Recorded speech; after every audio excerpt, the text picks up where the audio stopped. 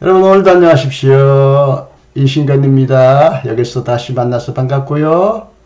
고맙습니다.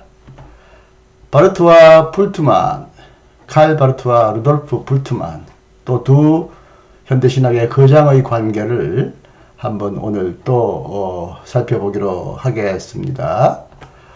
칼 바르트와 루돌프 불트만, 바르트는 1886년에 태어났고 루돌프 불트만은 1884년에 태어났으니 불트만이 2년 먼저 태어났네요.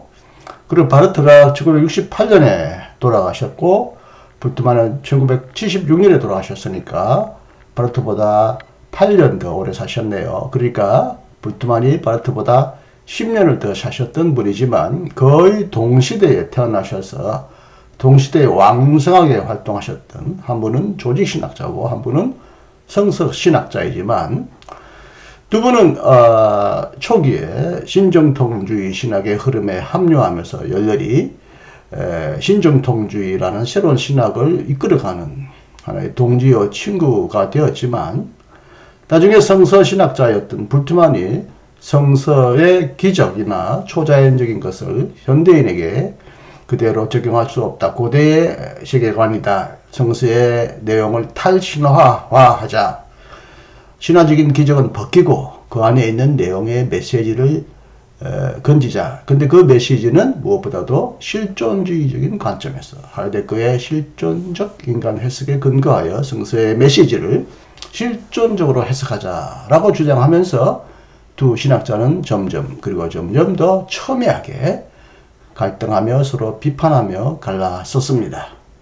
현대 신학계를 크게 동력해 한 두 신학자의 관계를 오늘도 바르트의 전기, 에버러트 부시가 쓰고 송성현 박사가 옮긴 복 있는 사람 2014년에 나온 칼바르트 전기를 통해 살펴보기로 하겠습니다.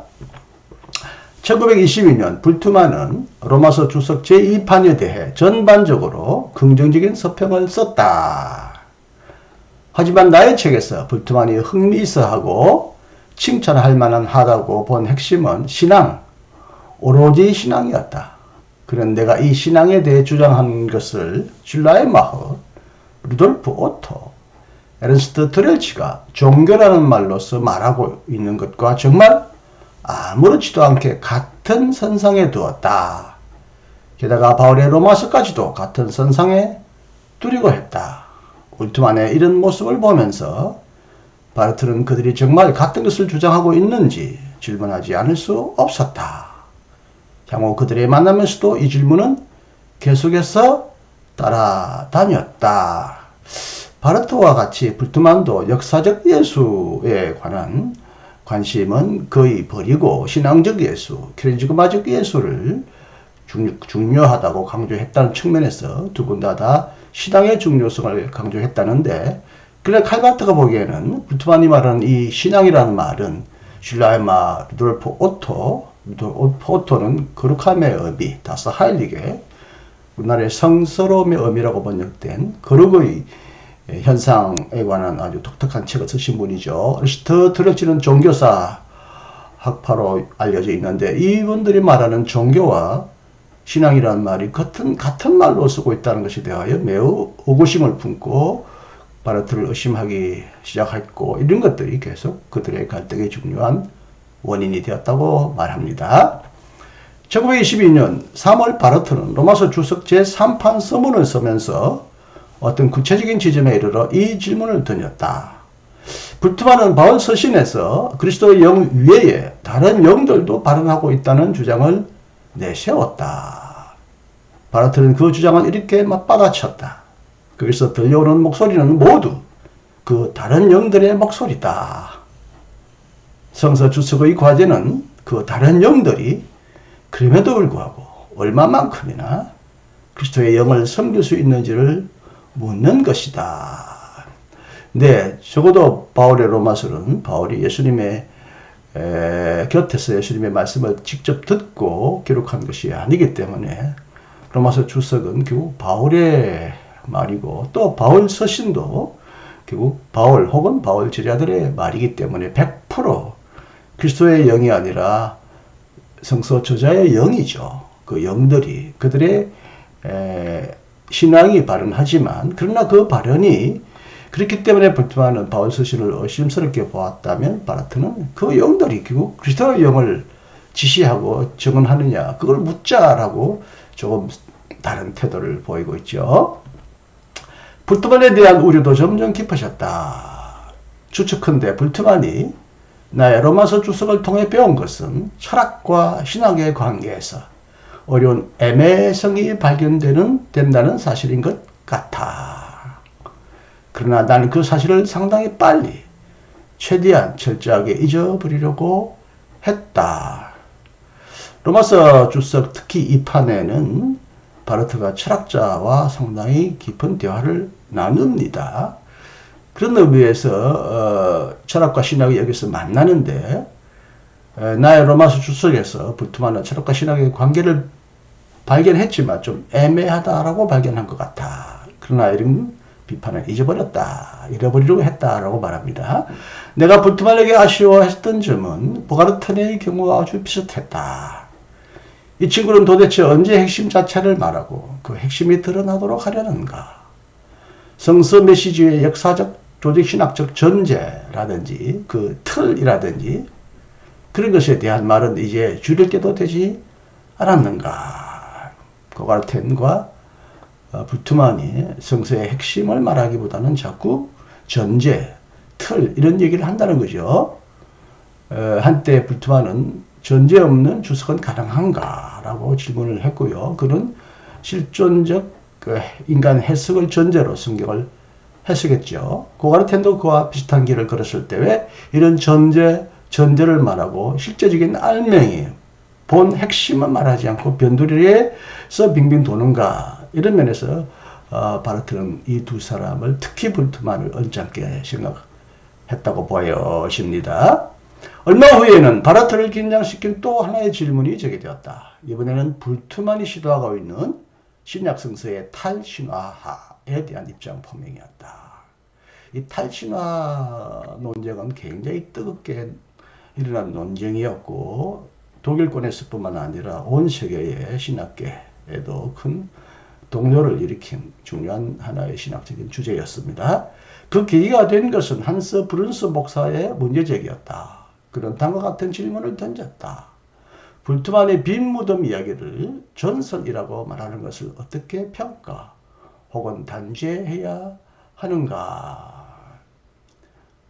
어떻게 평가하고 단죄까지 해야 하는가? 실제적으로 불투만이 성경의 모든 기적 이야기를 전설과 같은 하나의 신화로 치부했을 때 많은 사람들이 충격과 불안을 느꼈고 불투만을 향하여 엄청 욕을 하고 불투만의 집에 돌멩이를 던지고 불투만을 실제적으로 교회에서 신학대학에서 추방하려고 시도했던 사람들이 적지 않았던 것 같습니다.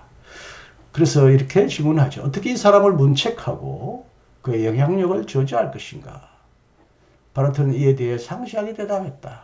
먼저 전설이라는 개념을 그가 제대로 이해하고 쓰고 있다면 그 개념 자체를 못마땅하게 여기지는 않는다고 말했다. 자신이 우려하는 것은 오히려 전혀 다른 지점이다.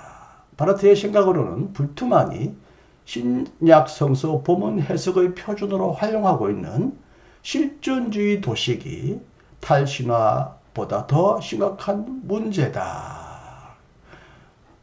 성경의 신화적 해석 혹은 그래서 탈신화하자는 불투만의 시도보다 탈신화한 다음에 성경을 어떻게 해석할 것인가.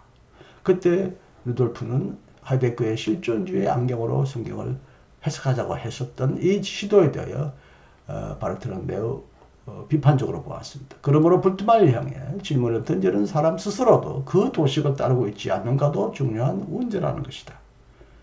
그러나 바르트는 불투만을 제재하기 위해 어떤 교회적 차원의 조처를 취하는 것에 대해서는 반대했다.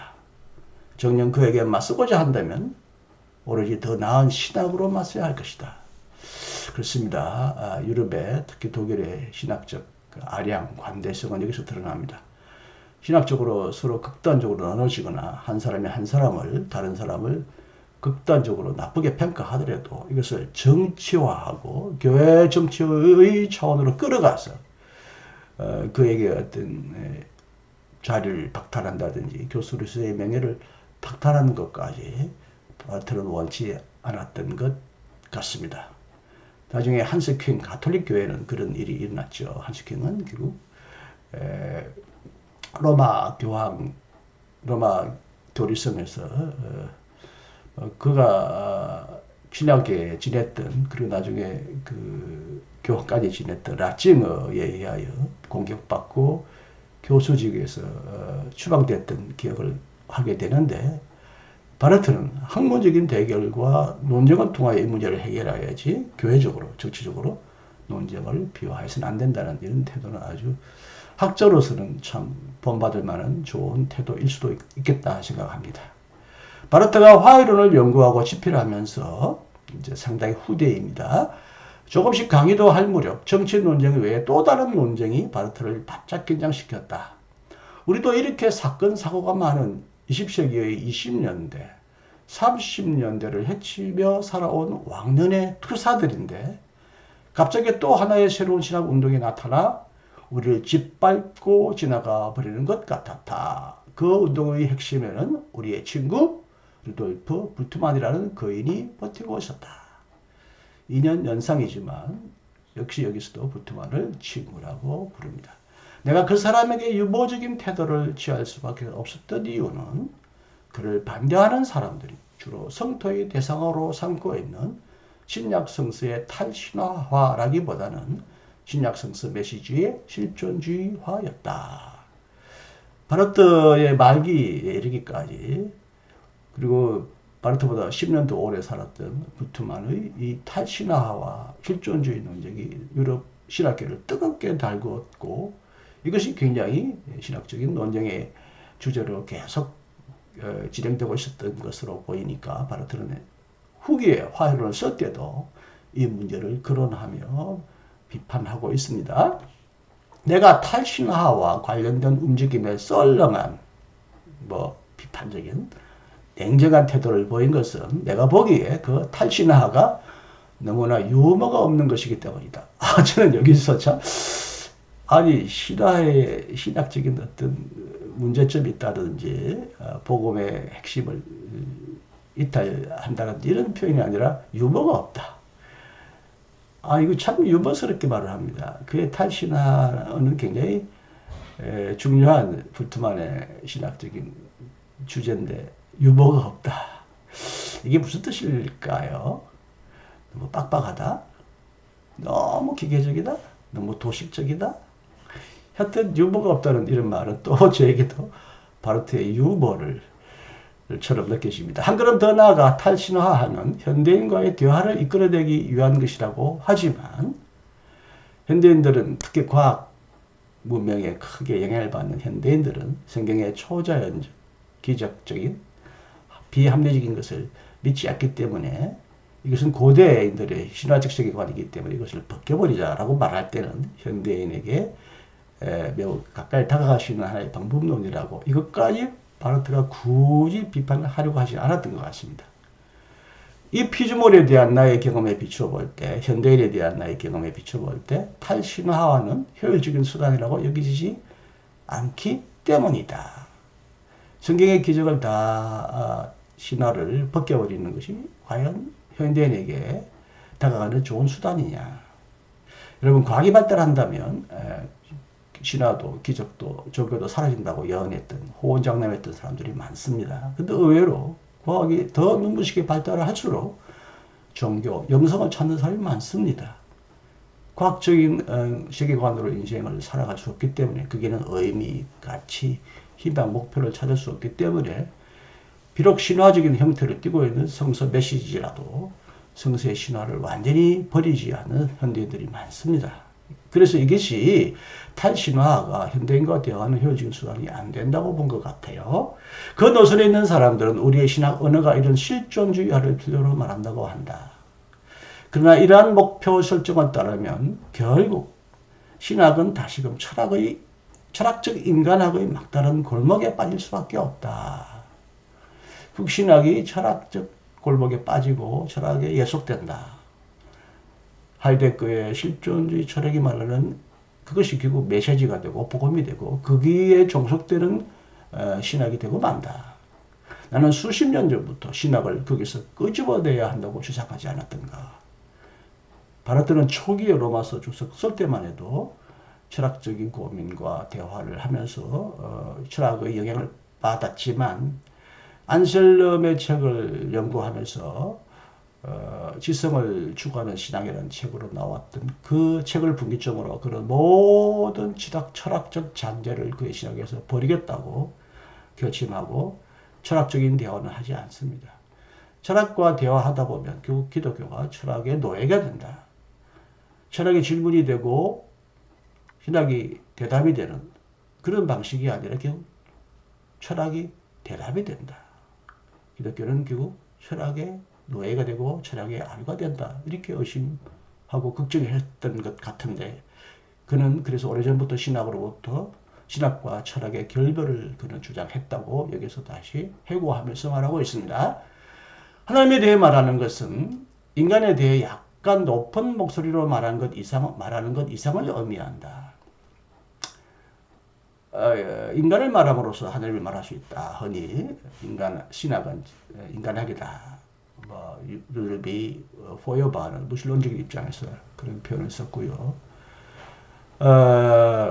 하이데거의 실존주의 철학은 인간에 관한 크게 보면 존재와 시간이라는 책에서 나오듯이 존재에 관한 책이긴 하지만 결국 그 초점은 인간의 존재에 초점을 맞추는 것이었다면 인간에 대해서 말함으로써 결국 하나님에 대해서 말하자라는 이것은 궁극적으로 신학이 아니라는 거죠.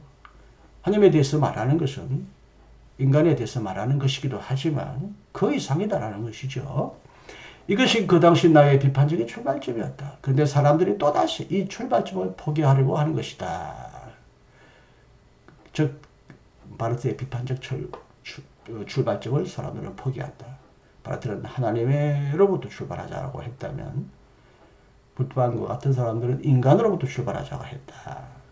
성경은 하나님은 우리에게 어떻게 오셨고 어떻게 말씀하시는지를 증언하고 있다. 그래서 신학의 출발점은 하나님이고 특히 하나님이 그리스도를 통해서 우리에게 말씀하시는 것을 듣고 기술하는 것이 신학이라고 하는데 불트만은 인간이 자신에 대하여 듣고 질문하고 대답하는 것으로부터 출발하여 성경을 해석하자라고 하는 이런 출발점을 바르트는 받아들이지 않았습니다. 내 눈이 틀리지 않았다. 불트만과 그의 제자들은 이 시대의 순풍을 등 뒤에 받으며 앞으로 나갈 수 있을 것이다. 그 시대는 상당히 실존주의가 풍미하던 시대였습니다. 유행을 탔기 때문에 그 유행을 따라 실존주의를 지지하면 그 시대의 순풍을 따라 아주 잘 앞으로 순항하는 그런 배처럼 진보할 수 있겠지만 그에 비해 나는 그들의 가르침에 반대함으로써 젊은 세대가 우리를 괴상하다고 생각하는 것까지도 감수해야 한다. 그 시대와 조화를 이루지 못하여 괴상한 사람으로 취급될 수 있는 것도 감안해야 한다. 이렇게 말하고 있습니다. 좀 시대에 뒤떨어진 늙은 신학이다. 바르트 신학이 여전히 고리탑탑하다. 현대 철학을 무시하면서까지 현대인의 특히 젊은이들의 사고방식과 맞지 않는 옛날 얘기만 반복할 것이냐. 그렇게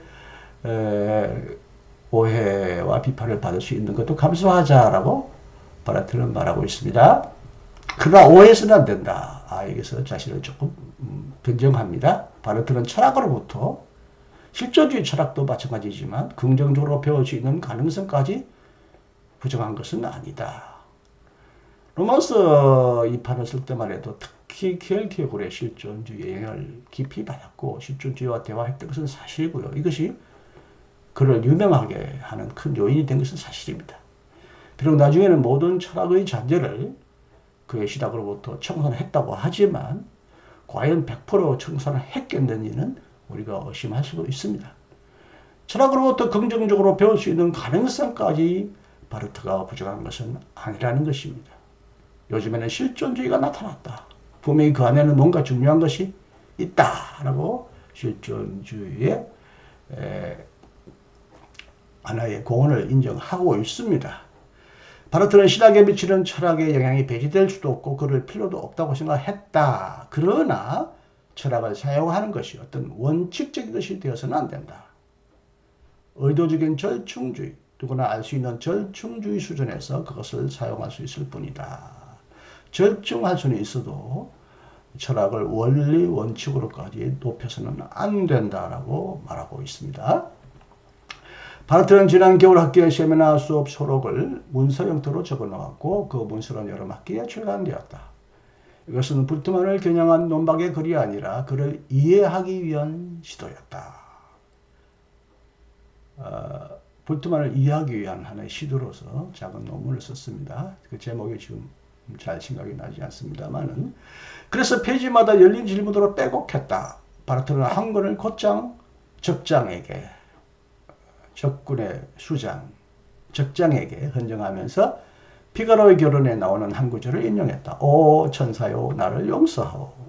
와 여기서 왜 나를 용서해달라고 말하겠어요? 불트만을 너무 지나치게 아주 격렬하게 비판했던 자신의 입장을 이해해달라는 말이지만 용서하라는 말, 친구를 너무 가혹하게 대했던 자신의 모습을 조금 반성적인 문장으로 그리고 또 재미있게 피가로 결혼에 나오는 한 구절을 통해서 이렇게 표현하고 있는 굉장히 유머스러운 바르트의 모습을 볼 수 있습니다. 그러자 불트만은 장문의 답변 마지막에 그 인용문 다음 소절을 적어 넣음으로써 아주 매력적인 화해의 메시지를 보내왔다. 여기도 불트만이 바르트에게 화해의 메시지를 보내왔다고 하는데 먼저 어쨌든 바르트가 용서해달라고 했기 때문에 불트만도 마음이 부드러우시고 녹아져서 이렇게 말했죠. 나 어찌 화를 내리요. 내 심장은 당신을 향해 뛰고 있어. 이야, 바르트가 불트만을 아주 심하게 비난하고 갈라섰지만 불트만은 그럼에도 불구하고 우리는 한 동지다. 당신이 말하는 역사적 예술을 넘어선 마시 그리스도, 신앙의 그리스도를 강조하는 것에 대하여서는 나는 열렬히 지지하고 찬성한다는 어떤 이런 의미의 표현이 아니었겠는가. 결국 우리는 달라도 너무 달랐지만 알매로는 우리가 다 같은 동지가 아니냐 이렇게 표현한 것처럼도 보입니다. 물론 바르트는 불트만의 답장을 정체불명의 수수께끼라고 평했다. 이게 무슨 말이냐, 이게 무슨 뜻이냐라고 이해하기 어려웠다고 보여집니다. 불트만의 시정의 일관, 신약 성서에 대한 가장 적절한 주석이라고 주장하는 것이 바르트에게는 강제 가죽조끼 착용처럼 느껴졌기 때문이다. 유럽에는 축사를 많이 하고 가죽으로